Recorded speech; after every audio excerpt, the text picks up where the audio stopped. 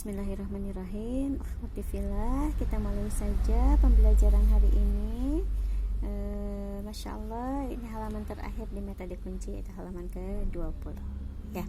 Alhamdulillah, beres sudah tuh semuanya, tinggal mungkin kita review karena insya Allah kalau tidak akhir November, bisa jadi awal Desember kita akan mengadakan ujian untuk kenaikan jenjang ya. Umi mohon dengan sangat ya, tetap semangat, diusahakan tetap mengikuti sampai beres. Nanti insya Allah kalau misalnya sudah naik ke jenjang berikutnya, kalau sudah ujian ataupun misalnya Allah lebih meridhoi tetap di kelas talaki misalnya seperti itu ya, itu mangga melalui dengan istikharah terlebih dahulu, mau dilanjutkan mangga, mau tidak dilanjutkan juga, atau cuti dulu mangga. Tapi mudah-mudahan kalau Allah berkehendak, selepas kita ujian kita sudah bisa normal, bisa bertatap muka, sehingga tidak harus dari awal lagi gitu ya, karena diprioritaskan yang masih mengikuti gitu kan ya, baik itu misalnya naik ke jenjang berikutnya ataupun yang tetap misalnya yang tetap di kelas talaki ya. Alhamdulillah, tetap semangat kita belajar Al-Quran melalui metode-metode yang ada di metode kunci ini. Bagian terakhir di sini adalah tentang tanda-tanda wakaf. Tanda wakaf itu artinya apa? Berhenti. Jadi tentang tanda-tanda berhenti yang ada di mushaf Rasmu Usmani gitu ya, karena yang kita pakai adalah ini. Nah, di sini yang pertama adalah ada tanda mim. Nah, mim ini adalah harus berhenti, harus wakaf, harus berhenti. Ini kependekan dari kata mutlak. Mutlak itu berarti harus ya. Harus, di sini kita harus berhenti.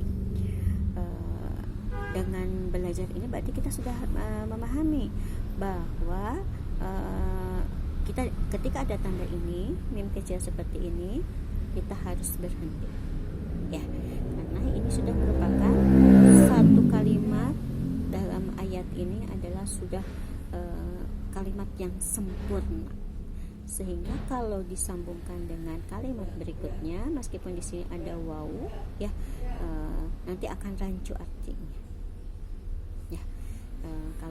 Kalau di kelas tatap muka kami suka menjelaskan gitu ya dari segi artinya, tapi kalau dengan online ini takut jadi lama gitu ya.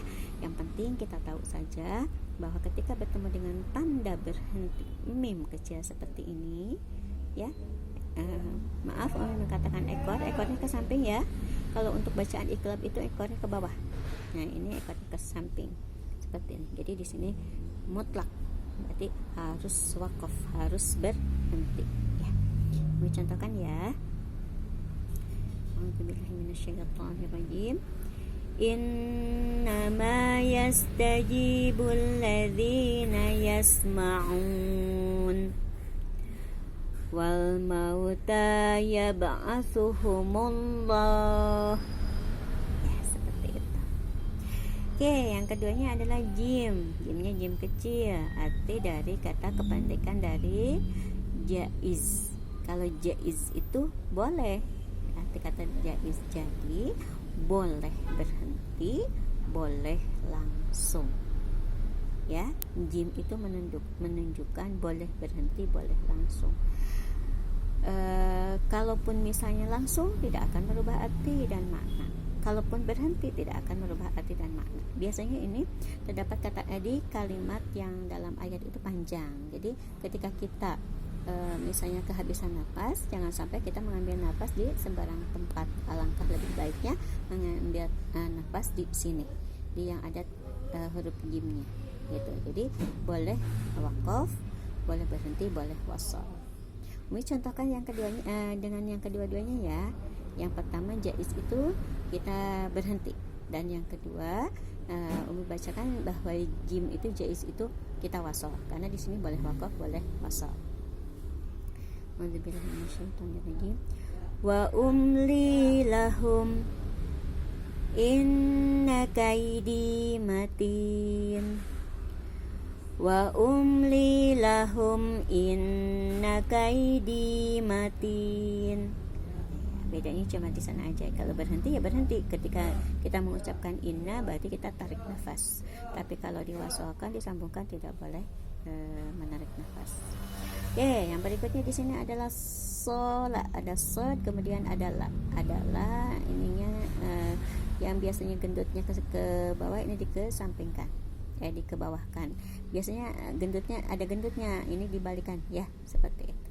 Sola itu kependekan dari sil aula. Sil itu wasol, aula itu utama, jadi utamanya wasol, utamanya disambungkan. Boleh Umi berhenti? Boleh kalau kehabisan nafas.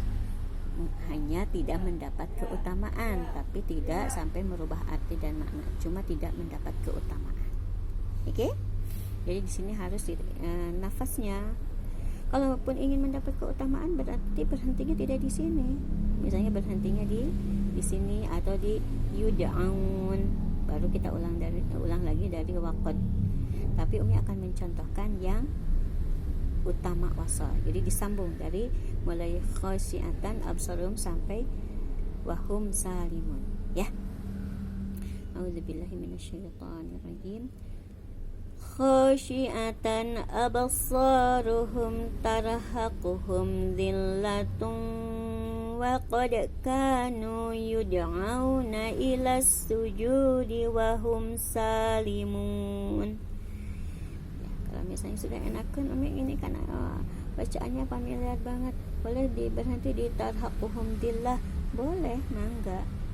Untuk mendapat keutamaan berarti kita mengulangnya beberapa kata dari tarhaquhum dhillah tuh waqad kanu. Cuma jangan sampai kita mengambil nafas lagi di sini, itu maksudnya ya. Oke, yang berikutnya adalah qala. Ini huruf qaf, ini huruf lamnya hampir sama kan ya, seperti itu. Nah itu pendekan dari tif aula. Tifnya itu waqaf, aulanya itu utama ya. Jadi waqaf lebih utama, berarti berhenti di sini lebih utama ya. Dicontohkan, dibilang minasyaitonirrajim, kadzalika yubayyinullahu lakumul ayat wallahu alimun hakim. Yang berikutnya adalah ini tanda titik 3 ya. Ini namanya waqaf muna'aqah atau muraqabah. Nanti ini kita pelajari lebih diperjelas lagi dengan arti-artinya, yaitu nanti di kelas tahsin teorik ya. Ini muna'aqah atau muraqabah. Dikatakan muna'aqah berpelukan, muna'aqah itu seperti punuk unta.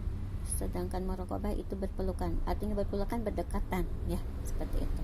Nanti insyaallah lebih panjang lebarnya lagi di kelas tahsin teori. Nah, jadi di sini apa? Berhenti di salah satu tanda. Berhenti di salah satu tanda. Ini ada di surat Al-Baqarah ya. Umi contohkan dua-duanya ya, boleh ya. Dicontohkan berhenti di la raib. Yang keduanya Umi contohkan di berhenti di fih. Tapi jangan dua-duanya berhenti, misalnya la raib berhenti, fih berhenti, nggak boleh, salah satunya. Tapi Umi akan mencontohkan kedua-duanya. Yang pertama Umi contohkan yang berhenti di la raib ya. A'udzubillahi minasyaitonirrajim. Dzalika kitabul la raib fihi hudal lil muttaqin. Sekarang contoh yang kedua yang berhenti di fi.